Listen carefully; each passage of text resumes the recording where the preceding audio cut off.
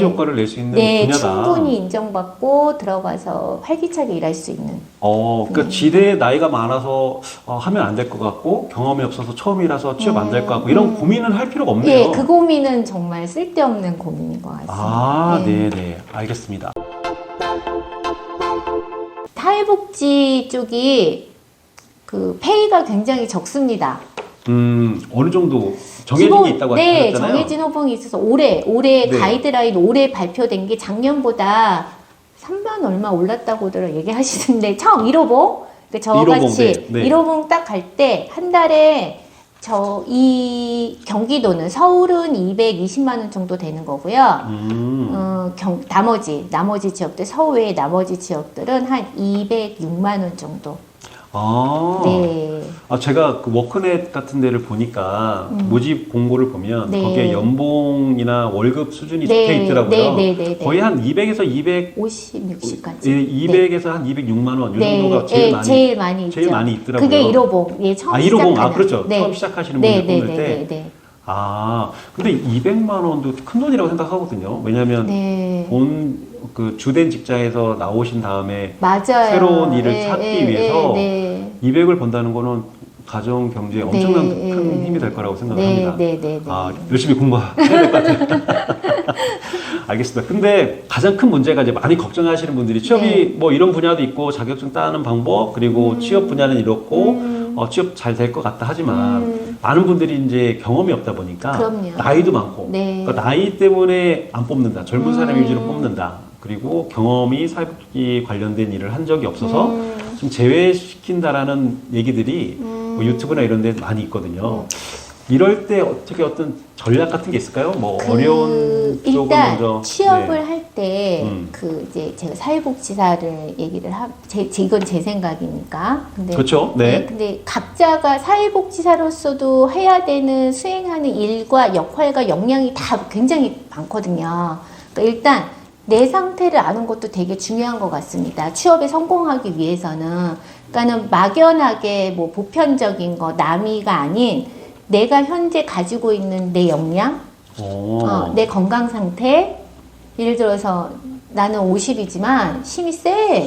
이럴 수 있고, 나 50인데 조금 나는 좀 이것저것 몸 여기저기도 아프고 뭐 이럴 수 있는 것들 있잖아요. 네네네. 그리고 나는 문서 작성이 나이가 있지만 문서 작성은 정말 빨라. 나 타자도 빠르고 뭐 문서 작성하는 그럼 그쪽에 많아. 근데 나는 지금 문서 작성이 너무 힘들어. 그러면 또 선택할 수 있고 이 사회복지사 쪽이 생각보다 꼭 이거야지만 이쪽 분야 갈 수 있다. 이건 아닌 것 같아요. 그래서 내가 예를 들어서 이런 거죠. 나는 문서 작성 너무 힘들어. 여태까지 일을 다 많이 이쪽 일도 하지 않았고 몸으로 하는 일들을 많이 했었고 근데 나는 누군가를 돕고 뭔가 이런 것들에 대해서는 괜찮아. 이 정도는 충분히 할 수 있어. 그러면 그런 쪽으로 맞는 사회복지사가 할 수 있는 일도 굉장히 많거든요. 그래서 건강만 하다면 사실 정년이 없이 그 속에서 할 수 있는, 수행할 수 있고 노동시장에서 충분히 내 노동력을 발휘하면서 고정된 월급을 받을 수 있는 일들이 굉장히 많이 있어요. 그래서 일단 내 상태를 정확하게 체크를 해보고 그것에 맞는 시설이나 기관들을 이렇게 찾아보는 게 되게 제일 좋은 취업하는 방법인 것 같습니다.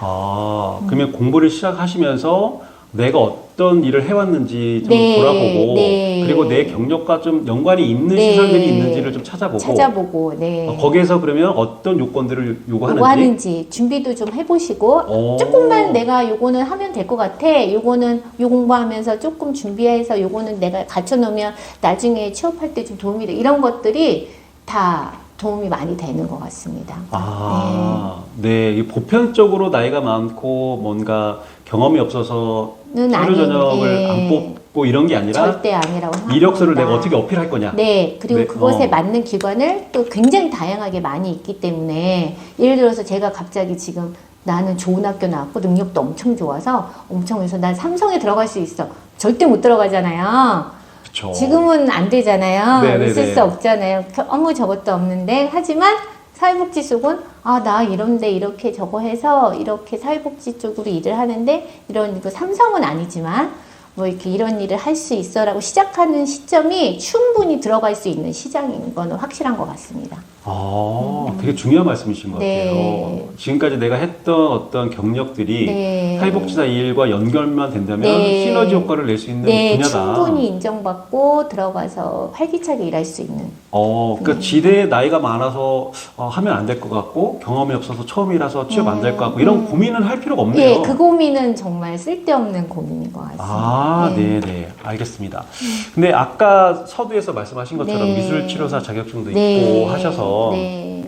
그러면 내 상태를 좀 체크를 하고 네. 그리고 그 취업하고 싶은 분야의 시설들에서 어떤 자격을 요청하는지를 따라서 사회복지사 2급 이외에 네. 기타 또 필요한 자격증들을 좀 준비를 하시면 좋겠네요. 네, 그럼요. 너무 도움이 많이 될 것 같습니다. 혹시 사회복지사님은 지금 현재 하는 일과 관련해서 네. 미리 복지사 2급 말고 네. 추가로 좀 더 준비했던 자격증이 있었나요? 저는 일단 이 사회복지사 2급 따기 전에 청소년 지도사하고 미술심리 치료사가 먼저 있었고요. 네. 그쪽에 있다가 그 다음에 사회복지사를 따고 이쪽 일을 하겠다라고 이제 준비를 하는 마음에서 제가 약했던 부분이 컴퓨터 활용이었어요. 제가 그냥 이렇게 단순한 업무만 하지 이렇게 잘 못했거든요. 막 이렇게 뭐 파워포인트도 만들어야 되고 엑셀도 해야 되고 이런 것들 있잖아요. 네네. 지금도 잘 못하는데 배워야 되겠다라는 마음이 일단 들었어요. 이쪽 일을 하려면. 그래서 학원을 일단 다니긴 했습니다. 학원을 다니고 뭐 이렇게 커머할 2급 뭐 이런 것들 있잖아요. 네, 그런 맞아요. 준비를 해서 이거 뭐 20대 아이들이 준비할 시험 회사 준비할 때 하는 그런 것들 제가 좀 부족한 부분이 그쪽이어서 그걸 좀 많이 준비했던 것 같습니다. 뭐 운전면허증도 뭐 남자분들 힘을 쓰는 뭐 물건을 옮겨야 되는 거나 네. 아니면 좀 장애인분들을 이동시켜야 하는 분들도 사회복지사는 자격증. 운전면허 필수입니다. 필수? 네네. 남성, 여성 다. 어떤 일을 하든? 어떤 일을 하든 사회복지사 쪽 일을 하려면 왜냐하면 그 약자분들이시잖아요. 네, 맞아요. 이동이 어쨌든 그분들이 노인이시던 장애인이시던 뭐 청소년 어쨌든 약간 불편하거나 약간 약자 몸이 쇠약하던 어떤 부분에 있어서 그 도움이 필요한 상황들이 돌발 상황이 많이 발생할 수도 있고 이동 수단이 많습니다. 이동해야 되는 것들이 뭐 이렇게 누가 후원을 해준다 그러면 또 찾아가서 또 배워야 되고 그러니까 가만히 앉아서 있는 일은 아니잖아요. 네, 그러니까 이동 수단은 되게 필요한 것 같아요. 그러면 약자분들께서 필요한 경우 장도 봐줄 수 있는 그럼요. 거고. 그러니까 그런 일은 꼭 해야 된다는 아니지만 여러 가지들 그리고 이용자님들한테 제가 가야 되잖아요. 그리고 가서 갑자기 응급 상황이 발생할 수 있고 이럴 때 그냥 기본적인 것 같아요. 그 운전면허는.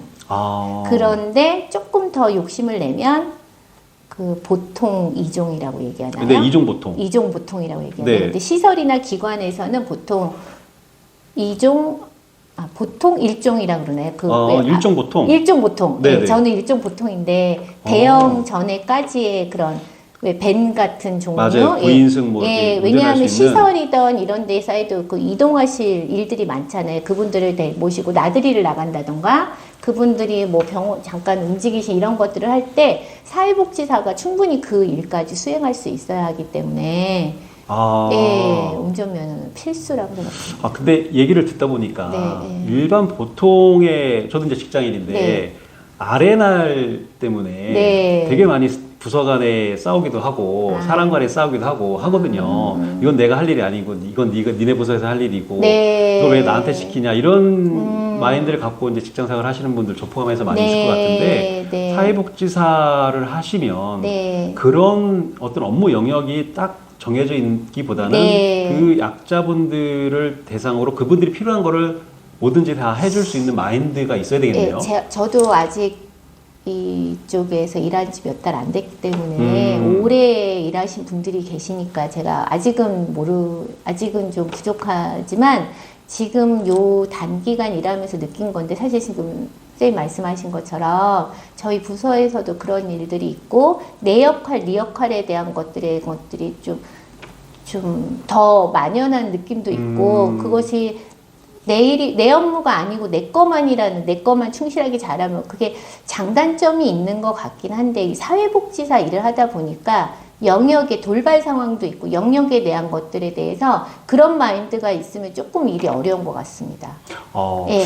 맞아요. 네. 복지라는 게 사실 사람이 이 땅에서 살면서 기본적인 생활, 기본적인 안정된, 기본에 대한 안정된 생활과 건강을 좀 돌봐주는 거잖아요.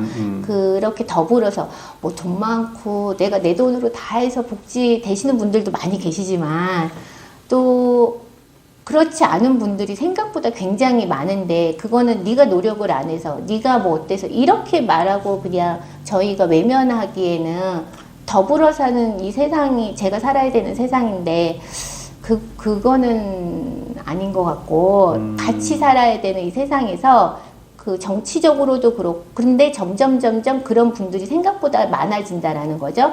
제일 먼저가 노령화 사회라는 얘기를 많이 하잖아요. 그렇죠. 그 뭐 장애나 이런 것들은 사실 선택된 분들이라고 어떤 돌발 상황에서 벌어지는 일들이지만, 노령화는 누구나 맞닥뜨리는 거라서 제가 이제 단편적으로 그 부분을 말씀을 드리는 건데, 나이를 들어서 점점 이제 가면 복지라는 부분에서 여러 가지, 돈이 많은 사람도 필요하고, 돈이 없는 사람도 필요하거든요. 그 필드가 다를 뿐이지. 그럼 그런 것들에 대해서, 그런 데서 내가 도움을 줄 때 내 역할에 있어서 이런 것들인 것 같아요.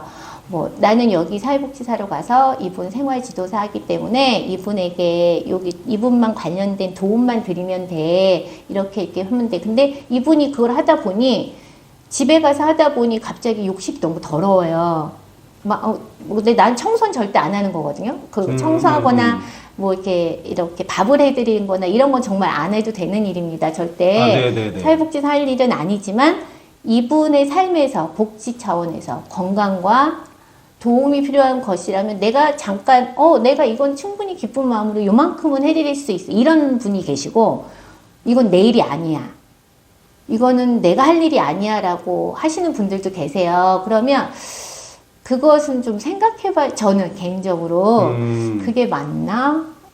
맞고 틀림의 문제는 아니지만 보람된 건 어떤 걸까? 뭐 이런 약간 그런 부대낌이 좀 있는 거는 그게 행복하지 않을 것 같거든요. 그곳에서 일하는 게. 그러니까 그런 마인드가 좀 있는 분들이 훨씬 더 이쪽 일을 하실 때 행복하게 보람되게 일하실 수 있을 것 같아요. 그래요. 아까 그 자격증 취득을 할 때 취업이 잘 될지 말지 가장 먼저 해야 할 일이 나의 상태를 체크하라고 했는데, 이것도 되게 나의 상태를 체크할 때 중요한 요소 중에 하나인 것 같아요. 내 적성과 이 사회복지사가 하는 일이 정말 코드가 잘 맞아야 되잖아요. 그래야 오래 할 수 있는 거고. 대부분 대기업이나 이렇게 중견기업 다니다가 퇴직하신 분들이 다른 회사에 들어가서 평균적으로 1년 6개월 정도 만에 이제 퇴사를 하신다고 하더라고요. 그러니까 잠깐 들어갔다 나오시는 분들이 되게 많은 거죠. 그러니까 오랫동안 지속할 수 있는 일을 하려면, 특히 이제 사회복지사 일을 하려면 이 적성 부분, 이 업무의 어떤 이 일반 회사와 다른 봉사 정신, 뭐 남을 도와주려는 이런 마인드가 있어야 좀 오래 할 수 있겠다는 생각이 드는데, 이것도 좀 곰곰이 본인 스스로 체크를 해봐야 할 포인트라고 생각을 합니다.